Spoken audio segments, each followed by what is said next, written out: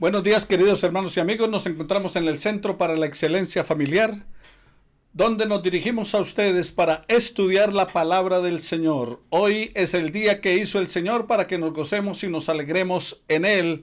Nos invita el salmista. Gocémonos y alegrémonos en el Señor, aún en medio de las dificultades, de los infortunios, de las tristezas. Gózate en el Señor. Y gózate en el Señor porque es lo mejor que hay para nosotros. El gozo del Señor es nuestra fuerza. Estamos estudiando el libro de los Salmos.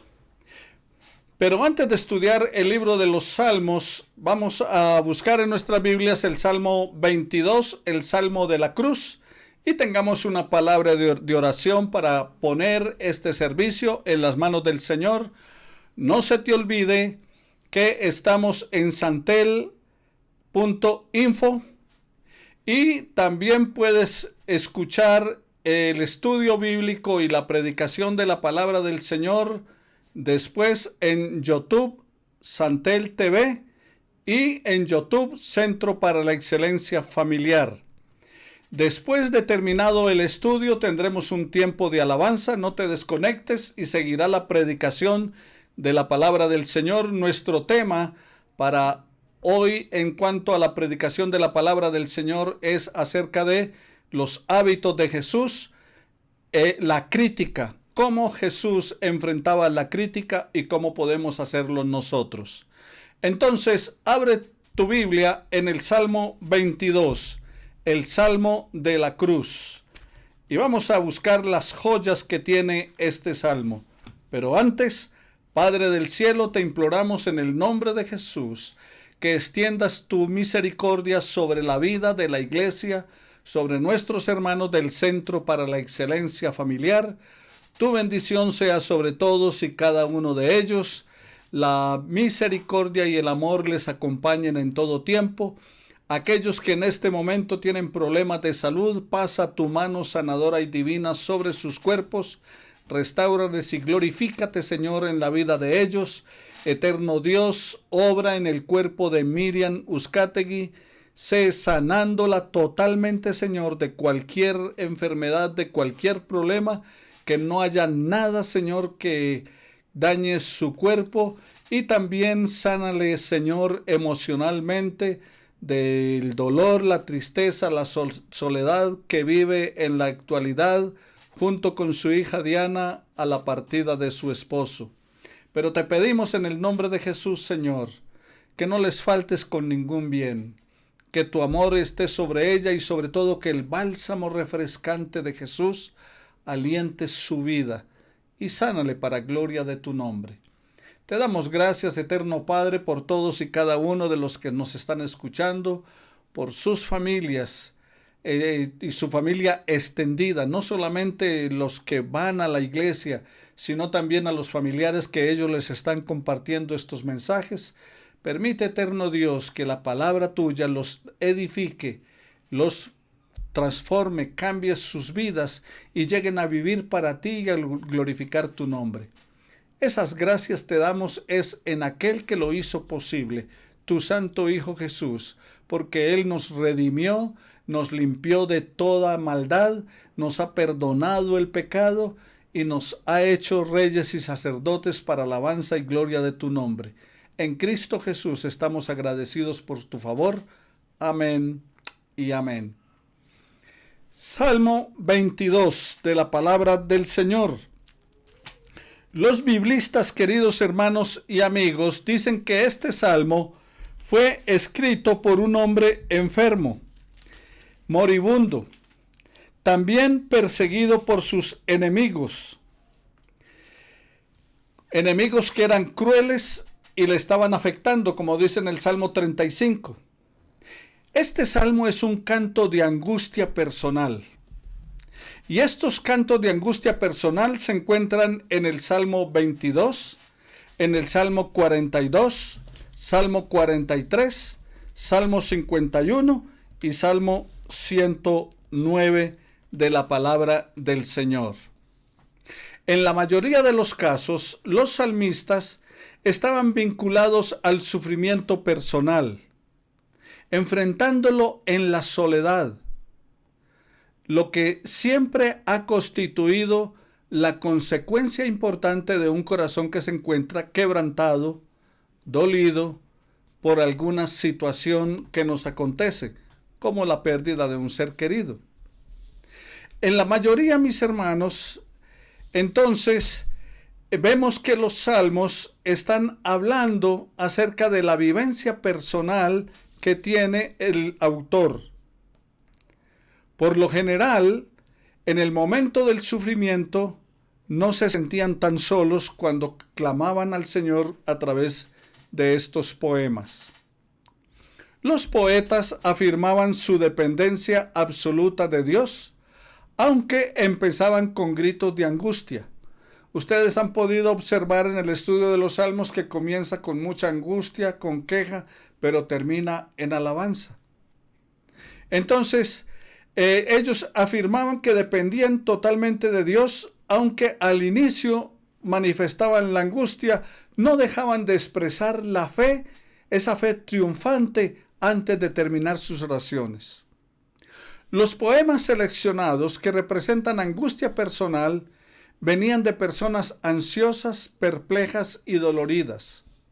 Y el Salmo 22 expresa soledad en desaliento y agonía. Sin duda que Jesús tuvo este salmo en mente cuando estaba colgado de la cruz. Allí enmarca su grito de soledad con las primeras palabras de este Salmo 22. Dios mío, ¿por qué me has desamparado? ¿Recuerdan en la cruz?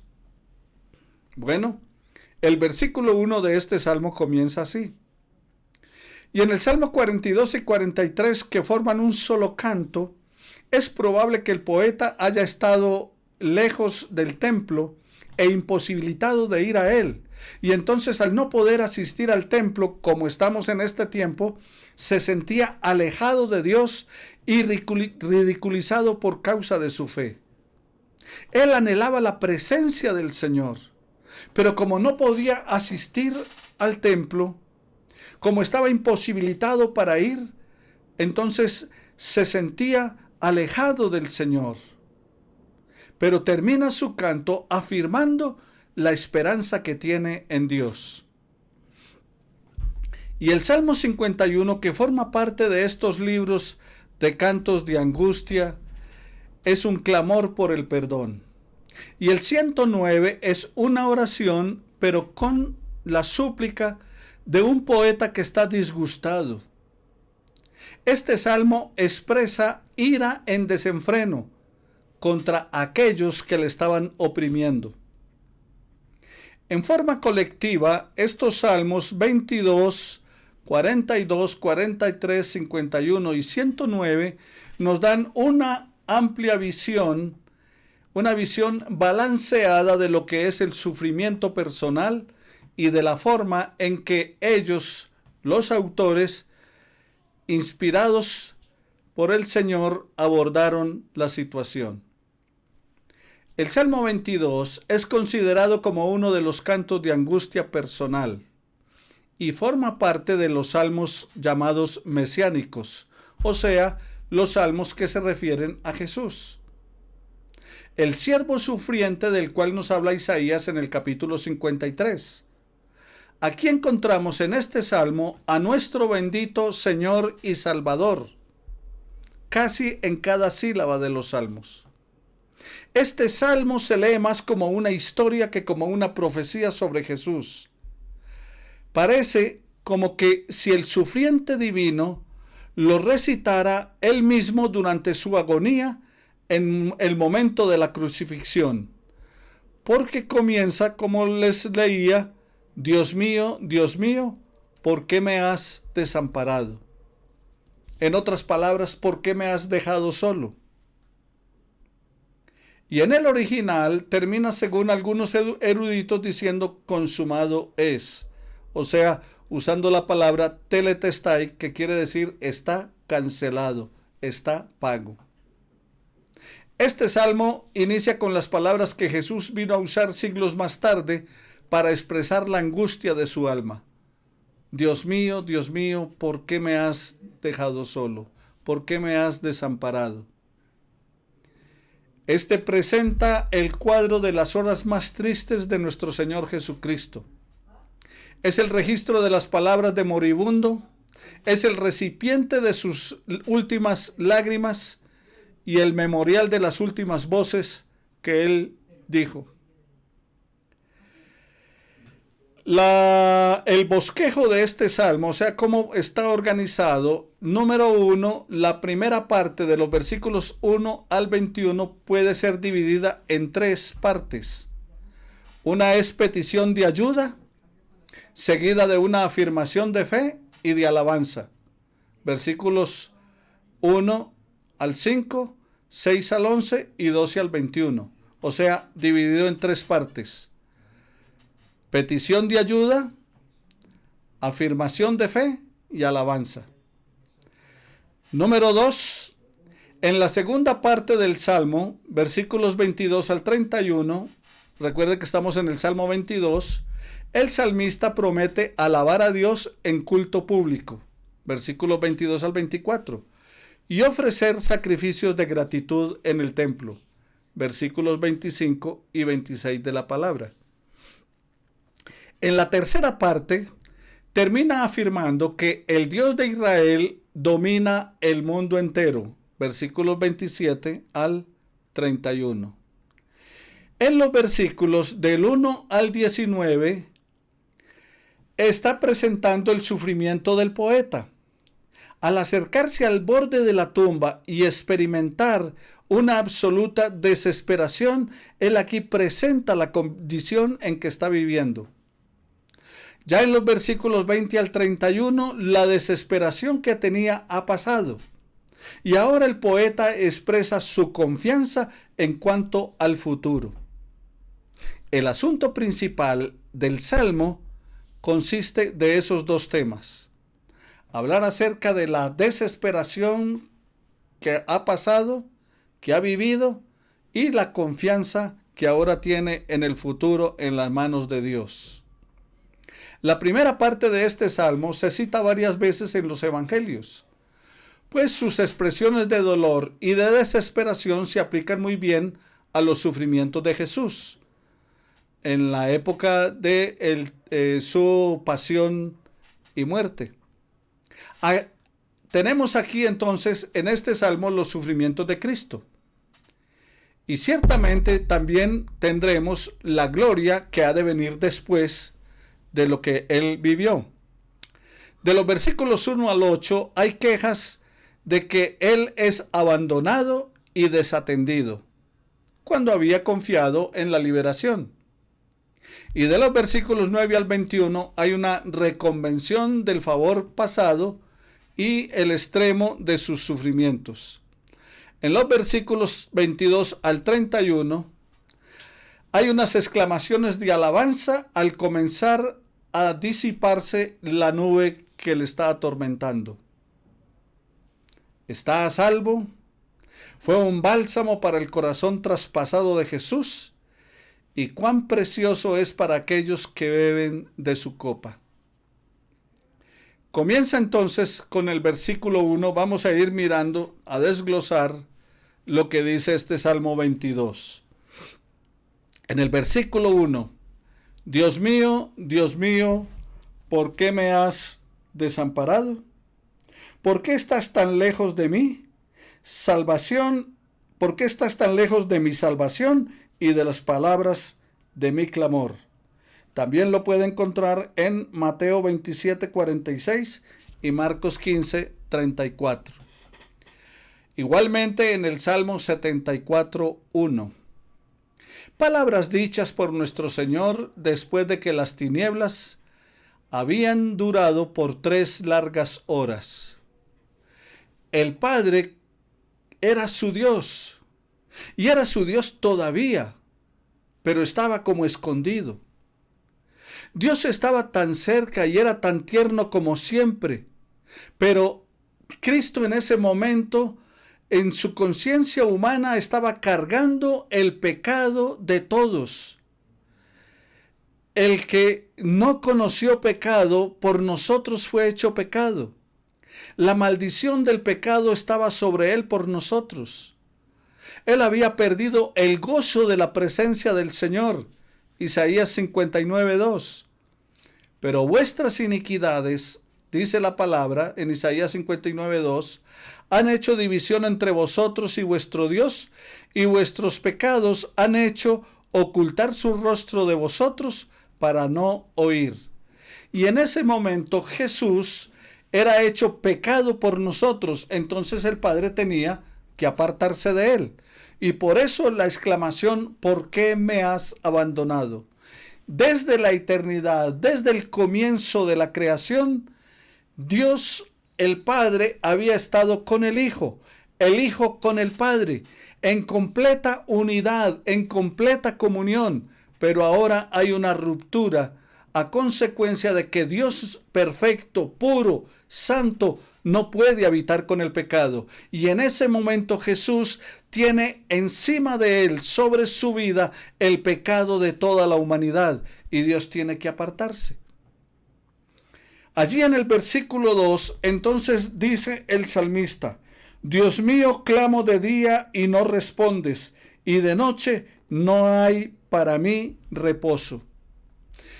Ni de día ni de noche me responde. Sin embargo, en el silencio de Dios no hay razón para nuestro silencio. Me explico. Dios no está respondiendo, entonces como Dios no está respondiendo, entonces yo no oro más. No, en el silencio de Dios no hay razón para nosotros callar. ¿Qué está diciendo el salmista? No me respondes ni de día ni de noche. Eso es lo que está diciendo él. Sin embargo, si entramos al versículo 3, él sigue orando. Y dice la palabra del Señor en San Mateo 15, 22 al 23. He aquí una mujer cananea que había salido de aquella comarca, comenzó a gritar diciendo: Señor, hijo de David, ten misericordia de mí, mi hija está totalmente endemoniada. Pero él no le respondió palabra. Y acercándose sus discípulos, le rogaban diciendo: atiéndela, pues viene gritando tras nosotros. O sea, los discípulos se sentían incómodos porque aquella mujer seguía gritando detrás de ellos: ten misericordia de mí, mi hija está terriblemente endemoniada. Y seguía gritando y gritando. Jesús estaba callado, no le estaba respondiendo, no le estaba atendiendo el clamor. Por eso es que digo que el silencio de Dios no es razón para nosotros guardar silencio. Tenemos que seguir orando, tenemos que seguir batallando en oración, como hizo esta mujer. ¿Y cuál fue el resultado? Terminó Jesús atendiéndola y liberando a su hija. Dios no contesta siempre nuestras oraciones por diversas razones. Y el saberlo nos va a ayudar a superar los obstáculos para hacer que la oración nuestra sea efectiva. Al menos podríamos ver 4 razones por las cuales Dios no contesta las oraciones. Razones que interfieren de manera definitiva o impiden que sean escuchadas y aceptadas por Él. Esas 4 razones son: número 1, Dios no contesta las oraciones cuando el motivo de la oración es egoísta, cuando es hecha con base a una actitud errada, pensando solo en nuestras propias necesidades. Cuando buscamos a Dios solamente como el suministro, el proveedor de todo lo que queremos. Santiago capítulo 4 versículo 3 dice: pedís y no recibís porque pedís mal para gastar en vuestros deleites. Recordemos que la oración debe ser también para glorificar a Dios con acción de gracias y pidiendo además que se haga su voluntad, con una actitud de humildad y arrepentimiento por aquellas cosas que hacemos que a Él no le agradan. La segunda razón por la cual Dios no escucha las oraciones o interfiere en la respuesta del Señor es que Dios no contesta las oraciones cuando en mi vida estoy en condición de pecado. Ahora, no se trata que estemos libres de pecado, dado que sería imposible, pues como humanos, la palabra del Señor dice que todos hemos pecado, que estamos separados de la gloria del Señor, Romanos 3:23, o que no hay una sola persona justa sobre la tierra que haga el bien y que nunca peque. Entonces no es que estemos libres del pecado, es que Dios no contesta la oración cuando en mi vida estoy en condición de pecado y no busco el arrepentimiento. Se trata de que estemos consintiendo el pecado a una sabienda de que es malo, porque Dios no nos condena por pecar, pero sí por no arrepentirnos. Juan capítulo 3, versículos 19 al 20 de la palabra del Señor, usted puede buscarlo allí. Entonces, debemos arrepentirnos del pecado y dejarlo atrás. Aún si Dios sabe que en nuestro corazón luchamos contra el pecado, entonces, de la misma manera, Él nos va a ayudar a librarnos de él. En el Salmo 66, versículos 18 y 19 dice: si en mi corazón hubiese yo mirado a la iniquidad, el Señor no me habría escuchado. Mas ciertamente me escuchó Dios, atendió la voz de mi súplica. El Señor conoce los corazones y sabe cuándo intencionalmente pecamos y cuándo no. Es en esas ocasiones intencionales cuando Dios no contesta nuestras oraciones, porque actuamos con hipocresía y aún creemos que el Señor no se entera. O sea, cometemos faltas pensando que Dios no se va a enterar y no va a darse cuenta. Y recuerda que es omnipresente y omnisciente. Conoce todo antes de y está en todas partes. Y la otra razón, la número 3, por la cual Dios no contesta o impide nuestras oraciones es que Dios no contesta las oraciones cuando nuestra actitud hacia la sumisión pudiera estar equivocada.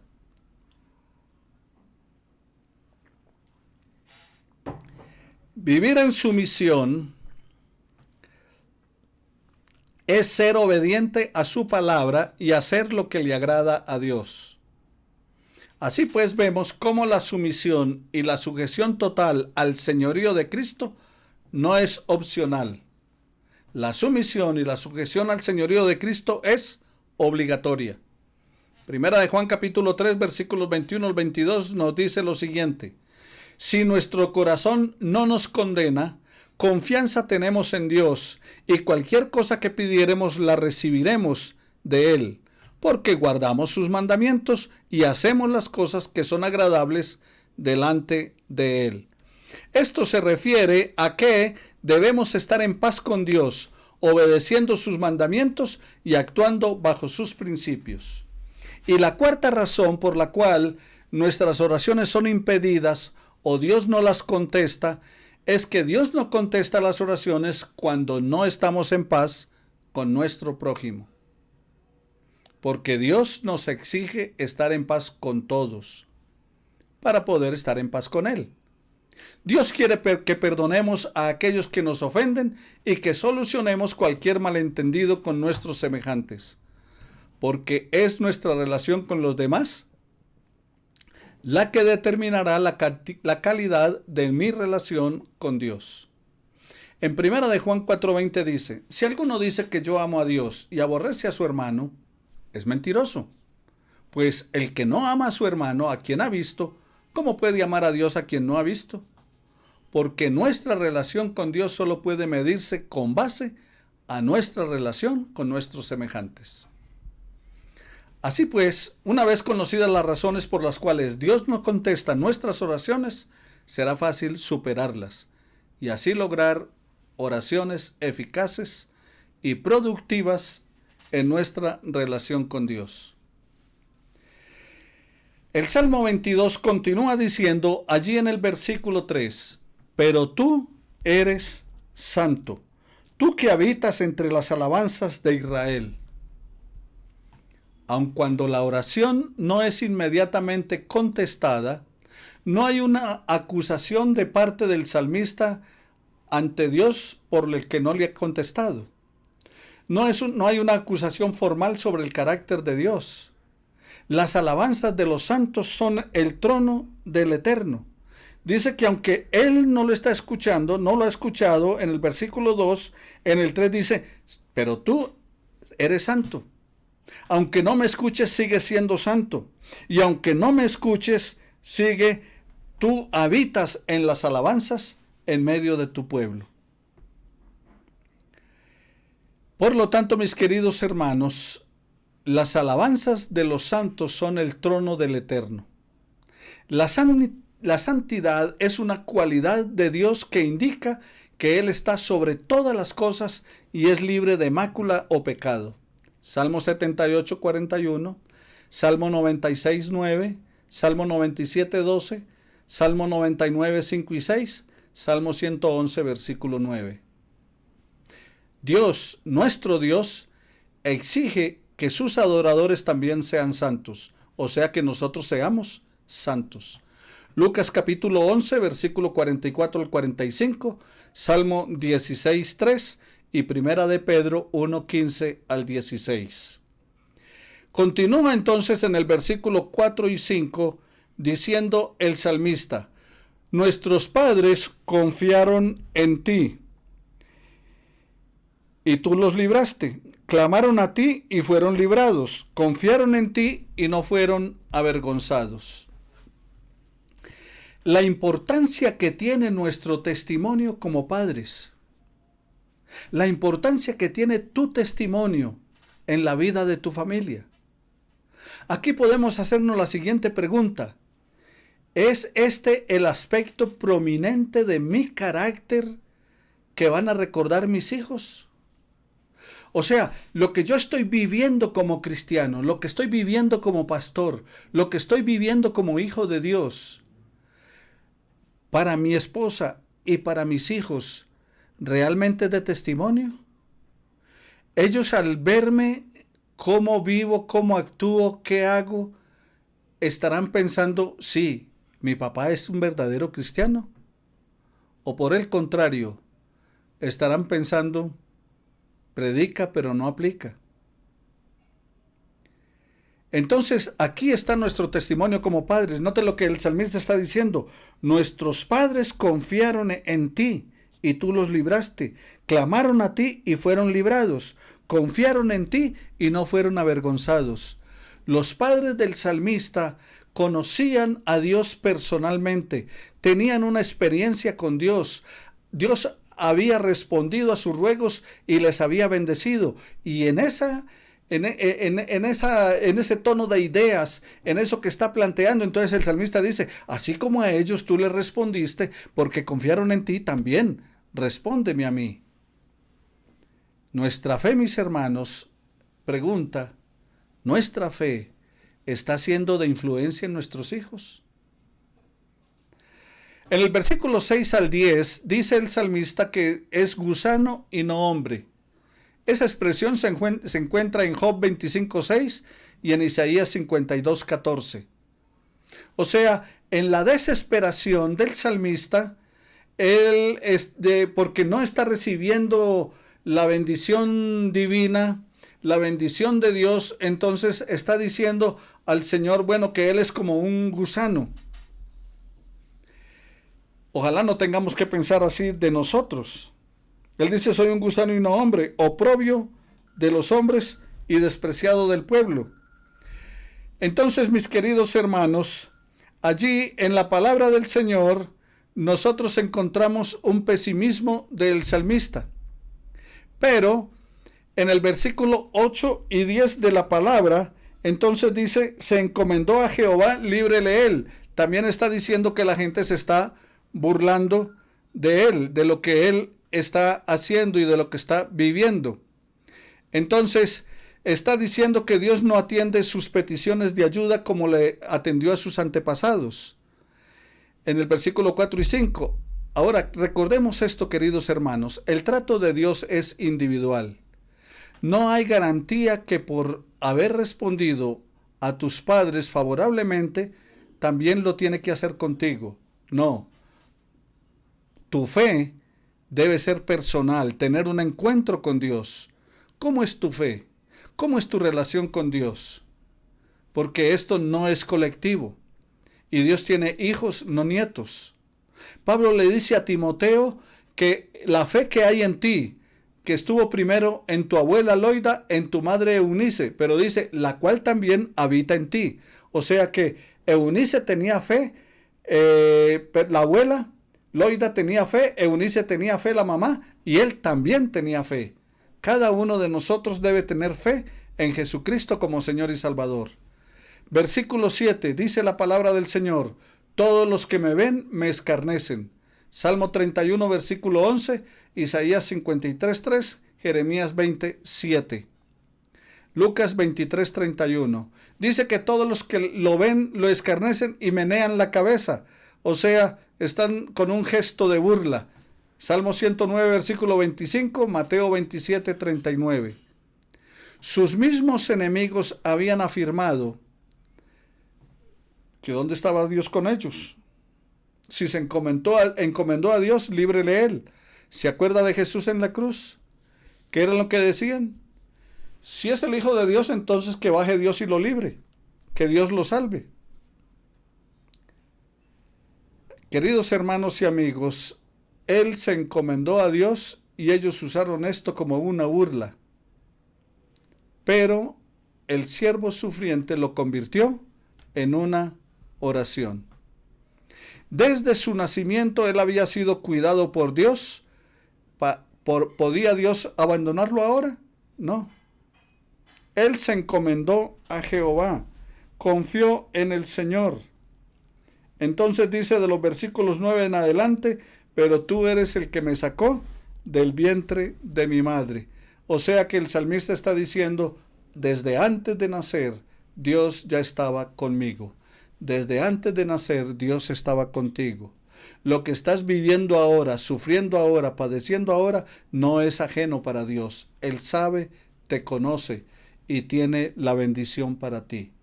Continuaremos con la reflexión de este salmo la próxima semana.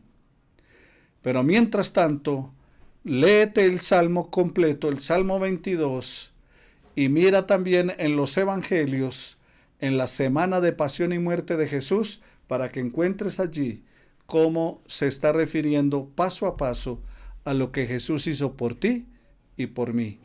Él herido fue por nuestras transgresiones, molido por nuestros pecados.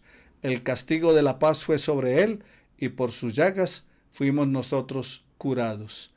Que el Señor te continúe bendiciendo cada día. Padre, permite que la reflexión de esta palabra tuya en el Salmo 22 llegue a nuestra mente y nuestro corazón y podamos ponerla por obra. Gracias, eterno Padre, porque con tantos años de anticipación habías hablado de la pasión y la muerte de tu Hijo en favor de todos y cada uno de nosotros. Bendice a mis hermanos y guárdales en Cristo nuestro Señor. Amén y amén. Que el Señor les bendiga. Continuamos con nuestra alabanza y luego con la predicación de la palabra del Señor. Bendiciones para todos.